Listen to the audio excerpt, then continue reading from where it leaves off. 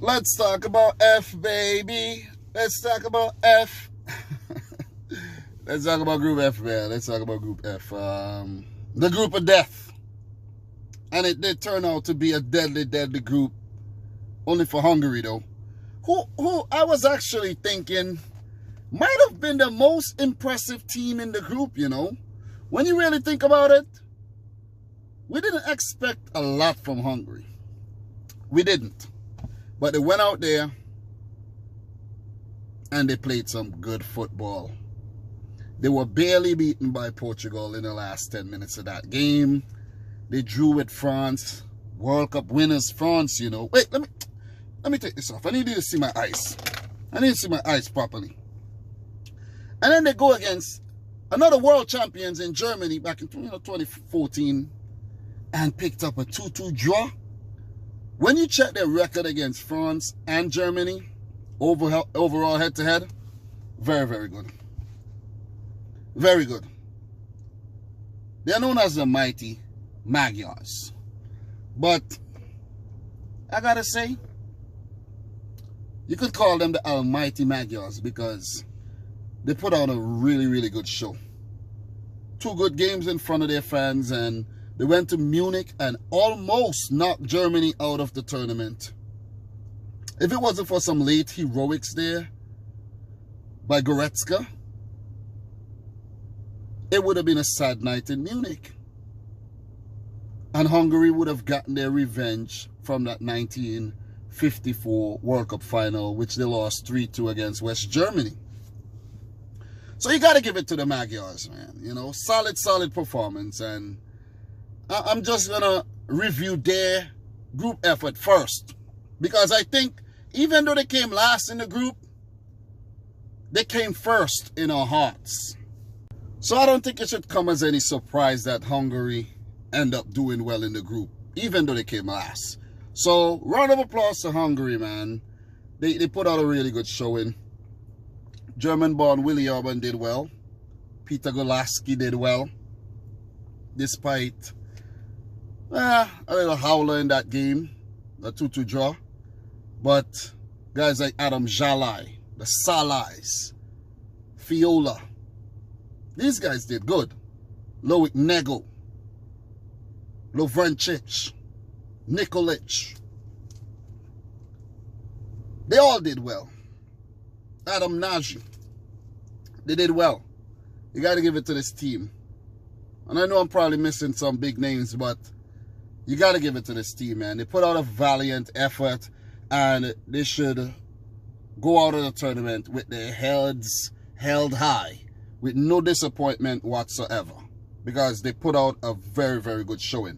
Of course, they'll be disappointed because they would have wanted to go on, and there was actually a time and point in the game where they were actually second in the group because Portugal were losing, Germany were losing, but it's just the unpredictable nature of the sport, man. You could never celebrate too early. But well done to the mighty Magyars, Hungary. They played well. As for Portugal, who came in third, well, they did come in third back in 2016 and went on to win the whole thing. But the only difference is they did not lose a game in the group back then. This time around, losing to Germany, what was that, 4-2? That was a bad defeat. That was bad. But you got to give it to Portugal for making the changes. Fernando Santos did his thing, and they bounced back to pick up a draw against the world champs. So you got to give it to Portugal. They did what they had to do, picked up 4 points. They threw to the next round. But the only thing is, coming in third means you're playing Belgium. And we know how good this Belgium team is. But if Portugal are to repeat what they did in 2016, they have to get past Belgium.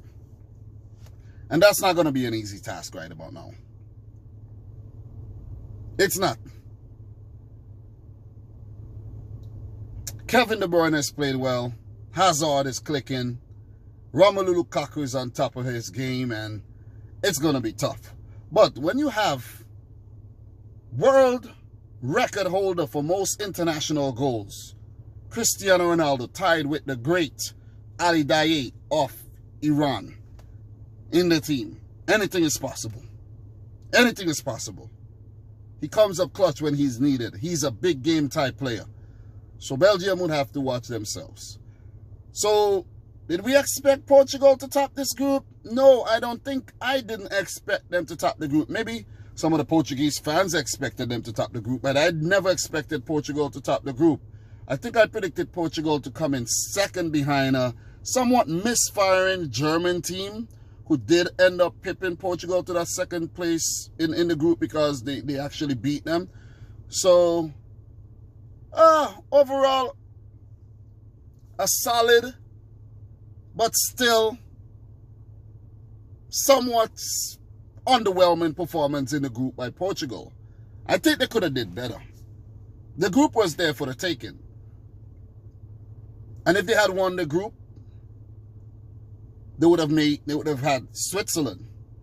If they had come in second, they would have got England. And I think those would have definitely been easier oppositions for this Portuguese team. But now you got to play Belgium, and that's not good, man. That is not good. That is not good. So going forward, Fernando Santos has to be a bit more innovative, just like he was against France, where he made the necessary changes and he brought on João Moutinho, the veteran. He brought on Renato Sanchez, who has looked one of Portugal's best players. Dropped Bruno Fernandes, which was very, very gutsy of him to do. And he made some good changes, and it worked out. Portugal took the lead. They gave up the lead, and they had to chase the game, but they came back. So, solid, but yet underwhelming performance by Portugal in Group F. But then again, it's the group of death. You got to give them props for getting through. As for Germany, but before I talk about Germany, I got to take a sip of my water here, man, because my voice right now, after going 12 days straight doing live streams and making videos in between, oh man, I'm losing my voice. Plus, I think my wife probably gave me a cold. So, let me take a sip of my water, please. Let me get a water. Let me get a cooling break. Thank you.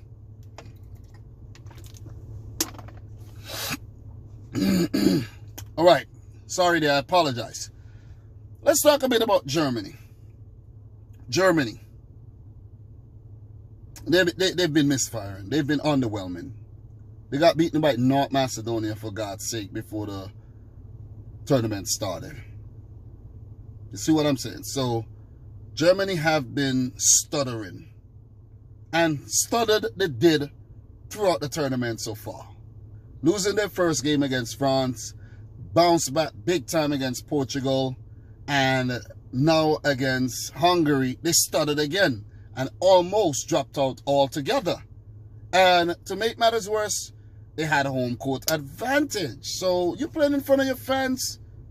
Come on. You're playing in Bayern Stadium? Come on.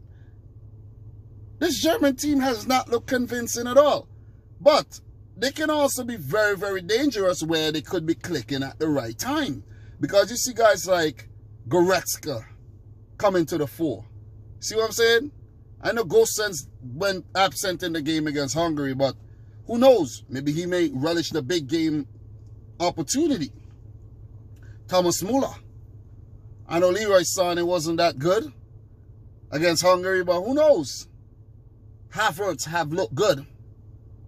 So this German team can click at the right time and they can cause some damage. They play England. They play England in the next round. Do you believe this? England, you got your work cut out for you, man, because it ain't looking good. It ain't looking good, man. I think the Germans may fancy this clash against England. I think they will. It doesn't matter where it's going to be played. I think they will fancy this clash against England, and I think they see a path through to the quarterfinals. This is what I expected from Germany. I didn't expect them to go on and top the group. They could have got knocked out, but they're still alive. Still alive with a win, a loss, and a draw. It's crazy. So, yet again, just like Portugal, solid, but underwhelming performance by the Germans.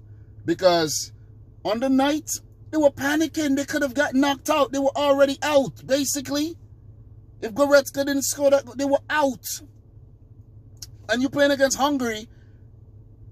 Nothing against Hungary, but Germany should be, this German team should be beating Hungary, or maybe not. Or maybe not. It's the group of death.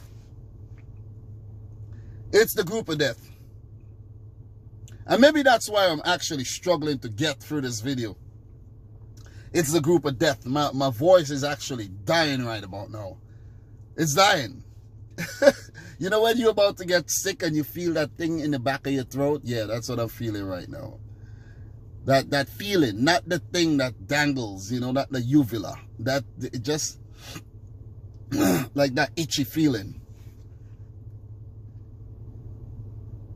I'm not impressed by Germany. I'm not impressed at all by Portugal. And I'm not impressed by France. The most impressive team in the group was Hungary. It may sound strange, but they were the most impressive. France topped the group as expected. I expected them to top the group. But you topped the group with 5 points. You beat the Germans via an own goal. See, how unconvincing is that, right? You failed to beat Hungary, where you had to chase the game. And then you failed to beat Portugal, where you had to chase the game as well. But France is a type of team that does not really play at top gear. They just go through the group stages at, you know, in the lower gears, take their time. And then as the tournament progresses, you see they get better and better and better and better. And this is what we can see with this French team, who will play Switzerland in the next round. And they would fancy their chances against Switzerland. See what I'm saying? We're not going to go further than the round of 16 right now. We're not going to go too ahead. But they would fancy themselves against the Swiss. And I fancy them against the Swiss too. But job well done by France for topping the group. But it wasn't a great performance. Seriously. It's the group of death, man. It's just a weird group. The last day, everything was all over the place. Only France was assured a place into the next round. All the other teams were in limbo. There was one time Portugal was out, another time Germany was out, another time Hungary was out. Ultimately, Hungary missed out. So, indeed, the group of death. And I think I'm spot on with my analysis. Spot on. All managers in this group, they got their work cut out for them in the next round. They have to keep on top of their game. They can't relax. Because you see our Swiss team is clicking. You know, England could click. And Belgium. So, France, Portugal, Germany, you got your work cut out for you in the round of 16, man. We got some juicy matchups, man. And I'm loving it. I'm absolutely loving it. But guys, I'm your boy Dominic Rich. It's a pleasure following the group stages of the 2020 Euros. And I'm glad that you guys were there with me on the journey. It's been rough going to work and taking care of my son and doing everything and just getting it done while still doing these videos, man. You know, it's been rough. It's been rough. And my voice is going. So if you're new around here, consider hitting the subscribe button. Like the video if you like it. And from your boy Dominic Rich, thanks again. And until next time, peace out. Rich Squad. Peace.